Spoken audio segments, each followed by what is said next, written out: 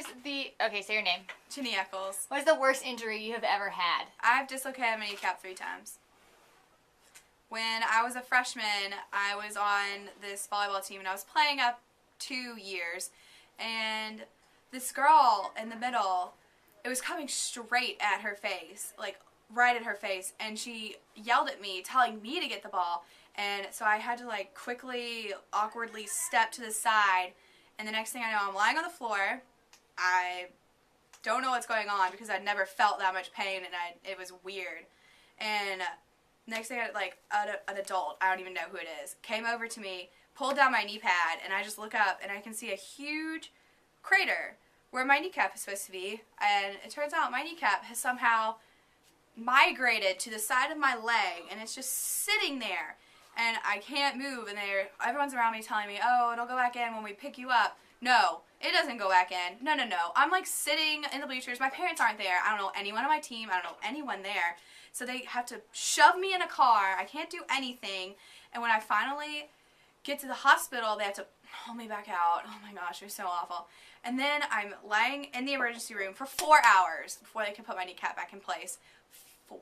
4 hours. And all I remember is hearing some stupid little kid crying, and I mean, I'm just like, shut up, your pain does not matter. Take care of my leg. They won't give me drugs. They keep x-raying my leg. They're not nice to you when they x-ray your leg. They pull it, and they just keep going, and you're like, my leg doesn't go like that right now. Obviously, I don't have any control, but they keep going, and finally, they have to call a specialist. They have to call a specialist to get my knee back in place, but he can't do it either because he's stupid, and so finally, they have to knock me out, and I wake up, like, the drugs they gave me was like, I couldn't tell what was going on, but not really.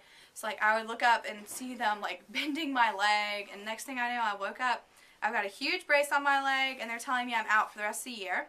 So that's great.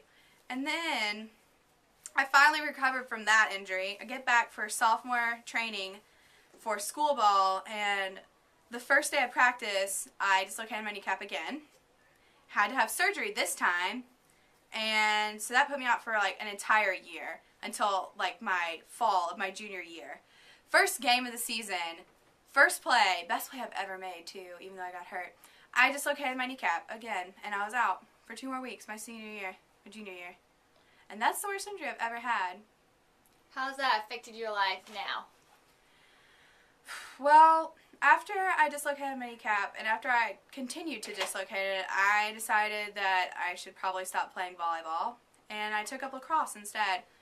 And it just made me realize that sometimes my life isn't going to go exactly the way I want it to, that there's a bigger plan for me out there, and that I need to stop trying so hard to make it my way and just accept it.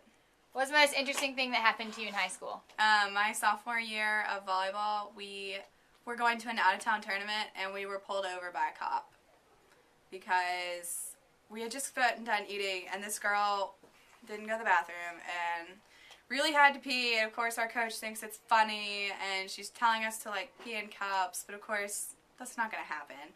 And so we decided to be funny and awesome and write out like pieces of paper like, we have to pee, help us, and stick them in the windows so the other cars like that were in our like carpool group could like see us, so they would know that we needed to pull over, that they needed to call like our coach and tell them.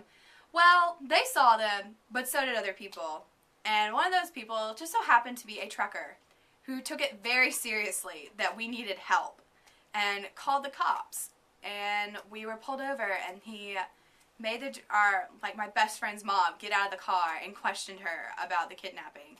And then he gave us a lecture right there on the side of the road about never doing that ever again.